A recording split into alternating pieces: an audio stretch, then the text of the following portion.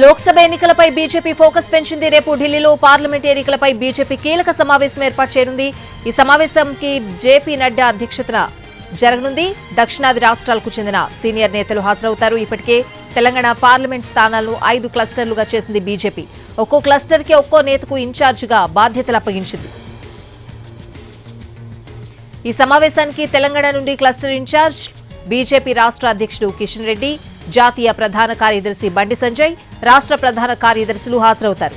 ఎల్లుండి నుండి బీజేపీ అభ్యర్థులుగా అసెంబ్లీకి పోటీ చేసిన వారితో సమావేశాలు జరుగుతాయి. ఈ సమావేశాలను ఆర్గనైజ్ చేస్తున్నారు చింతల రామచంద్రారెడ్డి. అసెంబ్లీ నియోజకవర్గాల్లో వచ్చిన ఓట్ల ఆధారంగా విభజన చేస్తారు. ఎల్లుండి 2వ స్థానంలో నిలిచి అభ్యర్థులతో భేటీ అవుతారు. పార్లమెంట్ ఎన్నికల సన్నద్ధం, పార్టీలో చేరికలు, సంస్థాగత అంశాలపై చర్చ జరుగుతుంది. బీజేపీ వేసిన చేరికల కమిటీకి సమన్వయకర్తగా పనిచేస్తున్నారు చింతల రామచంద్రారెడ్డి.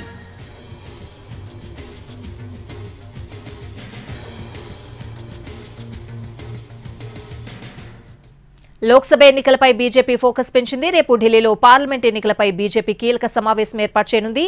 ఇదే అంశానికి సంబంధించిన పూర్తి అప్డేట్స్ అడిగి తెలుసుకుందాం. మా ప్రతినిధి మహేష్ లైవ్ లో ఉన్నారు. మహేష్, స్వాతి, రేపు ఢిల్లీలో బీజేపీ కీలక సమావేశం జరగబోతుంది. బీజేపీ జాతీయ అధ్యక్షులు జేపీ నడ్డా అధ్యక్షతన ఈ సమావేశం జరగనుంది. దక్షిణాది రాష్ట్రాలకు సంబంధించినటువంటి పార్లమెంటు స్థానాలపైన ప్రధానంగా రేపు చర్చ జరగనుంది. దక్షిణాది రాష్ట్రాలకు సంబంధించినటువంటి నేతలు ఈ సమావేశానికి హాజరు కానున్నారు.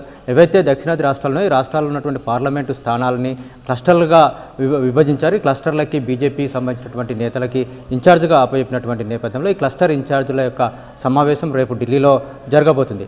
తెలంగాణ విషయానికి వచ్చినట్లయితే తెలంగాణ 17 పార్లమెంటు స్థానాలని 5 క్లస్టర్లుగా చేయడం జరిగింది. 5 క్లస్టర్లకి బీజేపీ నేతలకి ఇన్ఛార్జీలుగా అప్పగించినటువంటి నేపథ్యంలో ఈ క్లస్టర్ ఇన్ఛార్జిగా ఉన్నటువంటి నేతలు రేపు ఢిల్లీలో జరిగేటువంటి సమావేశంలో హాజరు కానున్నారు. బీజేపీ దక్షిణాది రాష్ట్రాల్లో ఎలాంటి వ్యూహంతో ముందుకు వెళ్ళాలి, ప్రధానంగా ఉత్తరాదిన బీజేపీ ఒక సాచురేషన్ స్థాయికి వచ్చింది. బీజేపీ అత్యధిక స్థానాలను గెలుచుకునేటువంటి స్థాయిలో ఈరోజు ఉత్తరాది రాష్ట్రాల్లో ఉన్నటువంటి నేపథ్యంలో దక్షిణాదిలో ప్రధానంగా పార్టీ ఫోకస్ చేసింది. ఎక్కువ స్థానాలు ఇక్కడ గెలుచుకుంటే అనుకున్నటువంటి 400 కన్నా ఎక్కువ స్థానాలను గెలవాలంటే బీజేపీ దక్షిణాదిలో ఎక్కువ స్థానాలు గెలవాల్సినటువంటి పరిస్థితి ఉంది. ఇప్పటికీ కేవలం కర్ణాటక, తెలంగాణలో తప్ప మిగతా దక్షిణాది రాష్ట్రాల్లో బీజేపీ బలంగా లేనటువంటి నేపథ్యంలో ఏ విధంగా ముందుకు సాగాలనే దానిపైన రేపు జరిగేటువంటి మీటింగ్లో కీలకంగా చర్చ జరుగుతుంది. దీనికి బీజేపీ రాష్ట్ర ప్రధాన కార్యదర్శులు, బీజేపీ రాష్ట్ర అధ్యక్షులు, బీజేపీ జాతీయ ప్రధాన కార్యదర్శి, అదేవిధంగా క్లస్టర్ ఇన్ఛార్జీలు రేపు హాజరు కానున్నారు. ఈ మీటింగ్లో దీనికి సంబంధించినటువంటి చర్చ, ఒక రోడ్ మ్యాప్ కూడా తయారయ్యేటువంటి అవకాశం ఉంది. దక్షిణాదిలో ఎలాంటి వ్యూహంతో ముందుకు వెళ్ళాలనిపైన రేపు బీజేపీ నేతలు ఒక క్లారిటీకి వచ్చేటువంటి అవకాశం ఉంది.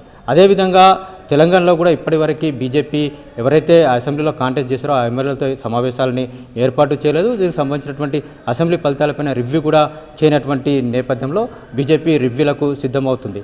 ఎల్లుండి నుండి బీజేపీ ఎవరైతే తెలంగాణలో అసెంబ్లీలకు పోటీ చేసినటువంటి అభ్యర్థులు ఉన్నారో వాళ్ళతో సమావేశాలు ఏర్పాటు చేయాలని చెప్పేసి నిర్ణయం తీసుకుంది. అయితే మొదట అన్ని అంటే 111 స్థానాలకు సంబంధించిన అభ్యర్థులను పిలవాలని చెప్పేసి అనుకున్నప్పటికీ వాళ్ళని కూడా ఒక కేటగిరీగా పిలిచి తక్కువ మందిని పిలిచి ఎక్కువ ఫీడ్బ్యాక్ తీసుకోవాలన్న ఉద్దేశంతో మొదటిగా ఎల్లుండి సమావేశంలో ఏదైతే బీజేపీ 2వ స్థానంలో వచ్చాయో ఈ 2వ స్థానంలో నిలిచినట్టు ఒక అభ్యర్థులతో సమావేశం ఏర్పాటు చేయాలని చెప్పేసి నిర్ణయించడం జరిగింది. దీనికి బీజేపీ మొన్న జరిగినటువంటి అసెంబ్లీ ఎన్నికల్లో 19 స్థానాల్లో 2వ స్థానంలో వచ్చింది. 19 మంది అభ్యర్థులు ఎవరైతే ఉన్నారో వాళ్ళని ఎల్లుండి సమావేశం రావాలని చెప్పేసి పిలవడం జరిగింది. దీనికి బీజేపీ రాష్ట్ర ఉపాధ్యక్షులు చింతల రామచంద్రారెడ్డి కోఆర్డినేట్ చేస్తున్నటువంటి నేపథ్యం. ఈ భేటీలో ప్రధానంగా చేరికలకు సంబంధించినటువంటి విషయం కావచ్చు, అసెంబ్లీ ఎన్నికల్లో జరిగినటువంటి సమీక్ష, అసెంబ్లీలో ప్లస్లు మైనస్లు ఏ విధంగా జరిగిన ఎన్నికల్లో దానికి సంబంధించినటువంటి సమీక్ష కావచ్చు, అదేవిధంగా సంస్థాగతంగా విషయం కావచ్చు, దీంతోపాటు పార్లమెంట్ ఎన్నికల్లో ఏ విధంగా ముందుకు వెళ్ళాలి, అభ్యర్థి ఎవరైతే బాగుంటుందనే దానిపైన